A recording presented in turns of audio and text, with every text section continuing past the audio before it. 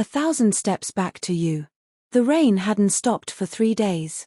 Eun-woo sat alone in his small studio apartment in Seoul, watching droplets race each other down the glass. Outside, the city was loud with life, but inside, it felt like time had stopped. His phone sat on the table beside him, screen dark, heavy with words he had never typed and calls he had never made. It had been 3 years since he had last seen Moon Ga-young. 3 years since their laughter filled narrow market streets, since they huddled under the same scarf in winter winds, since he had believed nothing could break them. And then, one misunderstanding had ripped them apart. Words spoken in anger, accusations neither fully meant, and the sharp, cold silence that followed. Ga-young had left without a backward glance, and Eun-woo had been too proud to run after her. Until now. A news article had brought her name back into his life. She had moved back to her hometown in Busan. Something in him shifted when he read those words. He could take a train in less than 3 hours. But trains were too fast, too easy. If he wanted to prove his loyalty, if he wanted her to understand that she had always been worth the fight, he would walk. Not in a straight line, but through the exact route they had once traveled together in happier times, their spontaneous trips, their hidden spots, the places where they had made promises under the stars. It wasn't just a walk. It was 1,000 steps back to her. He began at the Old Book Cafe in Hongdae. It was the first place they had met. She was in a corner, reading with her hair tucked behind one ear, oblivious to the world. He had only approached because there was one power outlet left and his laptop was about to die. Now, the cafe had changed owners, the wallpaper replaced, but the scent of roasted coffee beans and old paper was the same. Eun-woo ordered her favorite drink, a caramel latte with an extra shot, and sat in the same seat where she had once smiled at him. From there, he walked south, through the bustling night markets they used to roam when they were both broke and full of dreams. Vendors still shouted prices, skewers still sizzled on the grill, but without her hand in his, the streets felt like they had lost their color. Every stop along the way was a memory. In Suwon, he paused outside the small art shop where she had dragged him one rainy afternoon to just look, but had ended up buying a set of watercolors she never learned to use. In Daejeon, he sat on the steps of the train station where they once missed their ride because they were too busy arguing over whether pineapple belonged on pizza. He laughed softly at the memory. They had ended the night eating that very pizza, her cheeks flushed with the victory of being right. The road was long and the weather unforgiving. His sneakers grew worn, his shoulders ached beneath the weight of his backpack, and the soles of his feet burned. But every step brought him closer to her, and that was enough. By the time he reached Daegu, exhaustion was settling in like an old friend. Nights were spent in cheap guest houses, mornings began before sunrise. He started writing to her, not messages he would send, but letters scrawled on the back of old receipts, napkins, scraps of paper. Ga-young, do you remember the rooftop in Daegu where you made me promise we'd travel the world together? I haven't forgotten. I still want to see that sunset with you. Ga-young, I'm sorry I didn't run after you that day. I thought silence would protect my pride. It only built walls I didn't want. He folded each note and left it somewhere they had once been, in a crack in a wall, under a bench, inside the pages of a second-hand book. He didn't care if she never found them. They were pieces of his journey, whispers to the wind. Rain found him again just outside Ulsan. It poured without mercy, soaking his clothes, his bag, his resolve. His legs trembled, his throat burned from breathing in the cold air, and for the first time, he questioned if he could finish. He thought about stopping. About calling a cab, taking a train the rest of the way, or worse, going home. But then he remembered the day Ga-young had stood on a cliff by the sea, hair whipping in the wind, and said, "When I love something, I don't stop halfway." She had been talking about a painting she was working on, but now the words kept him moving. It was just after sunrise when Busan appeared on the horizon. The ocean glittered under a pale morning sky, and the salty breeze wrapped around him like an old memory. His feet were blistered, his back was screaming, but his chest felt light.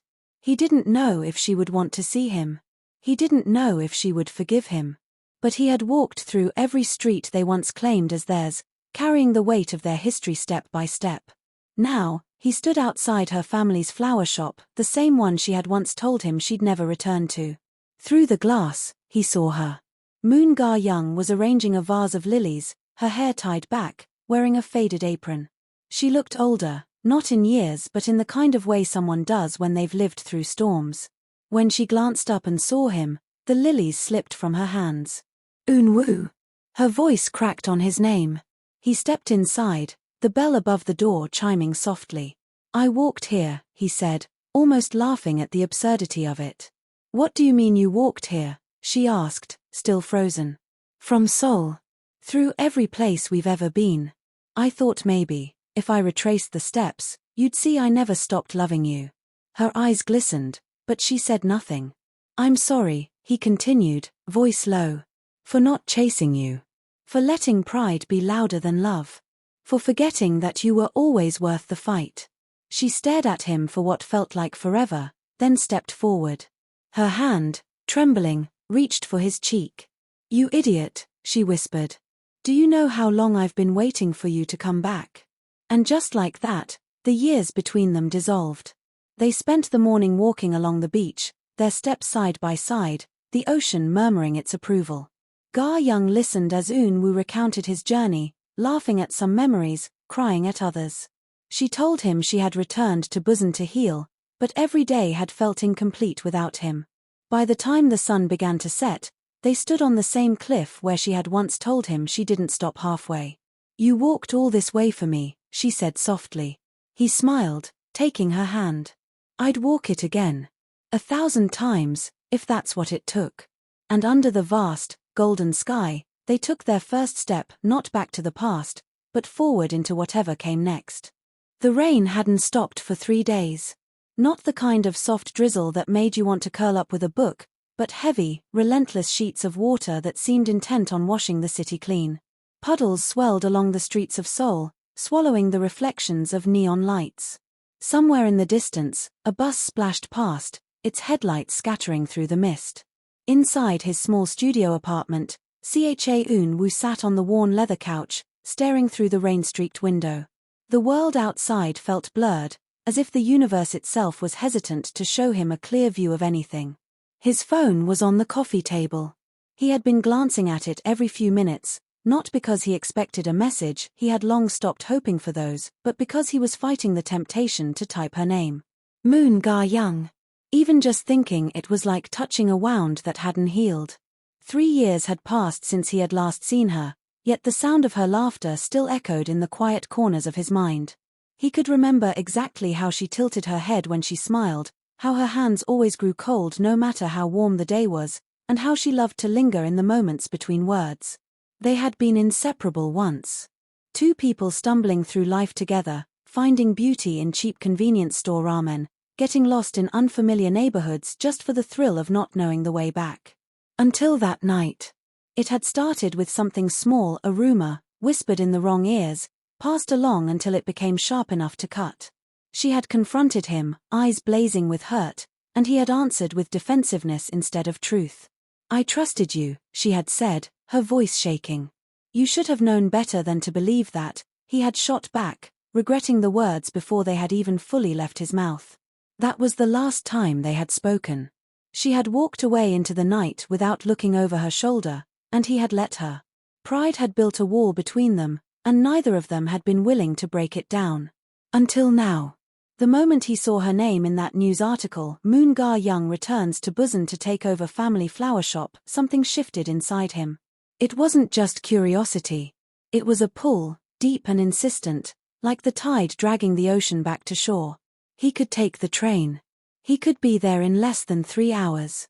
But trains were too fast, too effortless. They skipped over the spaces between places, the spaces where their love had once bloomed.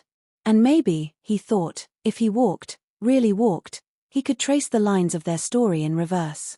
He could visit every street where her laughter had spilled into the air, every bench where they had sat too long because neither wanted to go home. He could carry those memories on his back, one step at a time, until the weight was no longer regret but something lighter, hope. It was a ridiculous idea. Romantic in the most foolish way. But love had never been practical. That night, he began packing. A worn backpack. A pair of sturdy sneakers. A small notebook. A folded photo of them in front of a street mural in Suwon, her face turned toward him, his hand tucked in her coat pocket. He stood at the window once more before leaving. The rain was still falling, harder now. In the distance, the glow of the city pulsed faintly, like a heartbeat. "Wait for me," he whispered into the glass, even though he didn't know if she was listening. A last look at Seoul. The city was still asleep when he stepped outside. Dawn was only a hint along the horizon, a pale bruise of color against the night. The streets were slick and shining, his breath clouding in the cold. He made his way to Hongdae first, their beginning. The old book cafe was still there, tucked between a vintage clothing store and a shop selling vinyl records. The sign out front had faded, but the smell of roasted coffee and paper was exactly as it had been that day. He ordered her drink, caramel latte, extra shot, and sat in the seat where they had first spoken.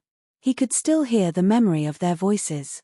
"You always take the corner seat," she had asked. "Only if it's raining," he had replied without looking up. "It's not raining." "Then I guess today's an exception." That had been her first smile to him, unexpected, quick, and just shy of mischievous. He stayed there longer than he should have, the coffee cooling between his hands. When he finally stood to leave, he glanced back at the seat, as if expecting her to still be there. The market streets. From Hongdae, he walked toward the night markets they used to wander when they had nothing to spend but time. Vendors were setting up early, the smell of sizzling meat already curling through the air. They used to stop at a particular stall run by an old couple who sold hotteok filled with honey and crushed peanuts. He found the stall still there, the couple older now, moving slower but smiling just the same. "Long time no see," the woman said as she handed him one. Eun-woo froze. "You, remember me?" She chuckled. "Not many young men come here with the same girl every weekend. You two were always laughing. Where is she?" For a moment, he couldn't speak. Finally, he smiled faintly. "I'm on my way to find her." The woman's eyes softened as if she understood. The road ahead. By the time he left the market, the sun was rising in earnest, turning the wet streets into rivers of gold. He had a long way to go.